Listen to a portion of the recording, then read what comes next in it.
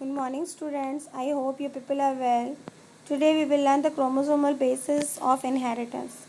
As you people had studied about the chromosome is having basically two things. One is your centromere, that is at the center. One connecting link is there, and the next one is your arms of that particular chromosome. Actually, children, chromosome is the point where the genetic characters are present, and they will represent what all characters are there and how the inheritance is going to take place. So, children, two theories are given. The first theory is your parallelism between Mendelian factors and chromosome.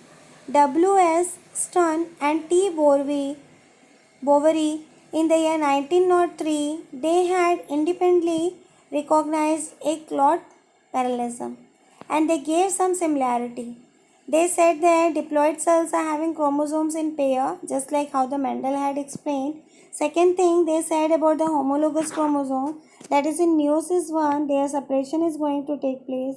Then that during the meiosis 2, they will go for the different homologous and they will form new type of organism. And paired condition of chromosomes or genes are going to be restored during the fertilization only. What mother and father is going to provide, that all characters are going to occur in the offspring in that F2 generation. Okay, children. The next theory, very important. This question had been came earlier in the board exam about the chromosomal theory of heredity. It was proposed by Stern and Boveri, and in the year 1990 independently they had provided and they had told about the heredity factor, that is the gene. So this particular strand is also actually heredity unit and it is in a linear fashion. Let us see what all the important features of that theory. It will show the somatic as well as the diploidic cells. Okay, children. Means similar type of cell will be there or different type of cells will be there. Then chromosomes are found within the nucleus. Then paired condition is present just like the Mendel. Sperm and ova will be there and they will form one connecting link. By the help of that, the genetic material is going to be transferred from one to another. Each gamete is only responsible for one chromosome, that is one typical characteristics is present. Sperm and egg both play a very important role in heredity. Pairing between homologous in meiosis 1 and next one in meiosis 2 independently. The gene of the chromosomes also retain its number and structure and individuality throughout it, and both from one generation to the next generation it is going to be passed. Important thing, next one, 5.11 chromosome. Stensberg in the year 1875, he told about the cell division. And what he had said that the thread-like structure within the nucleus of the cell is present. Okay. Then in 1879, Fleming, he coined the word chromatin to the thread-like structure. Then Valdeir in the year 1888, he gave the term chromosome to the thread-like structure. So children, here three important scientists' name came. First one is your Stensberg, 1875, Fleming, 1879, and your W. Welder in the year 1888. They all gave different opinions for that chromosome. Okay, children. What is the actual definition of chromosome? The protoplasmic unit carrying genes which multiply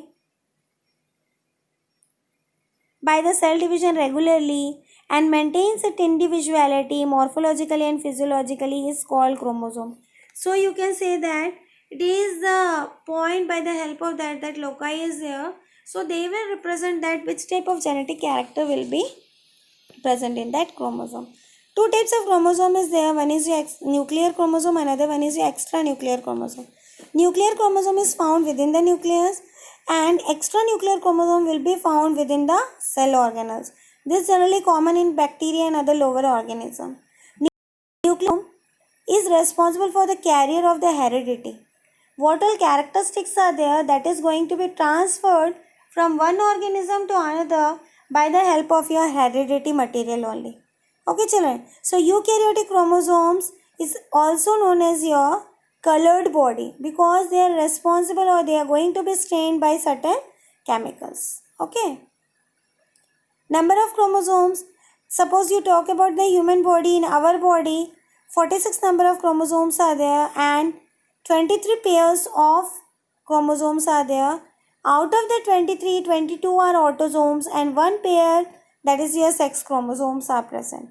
In the same manner, different organisms are having different types of or numbers of chromosomes. Some are haploid, some are diploid. Haploid means single will be there and diploid means more than one will be present.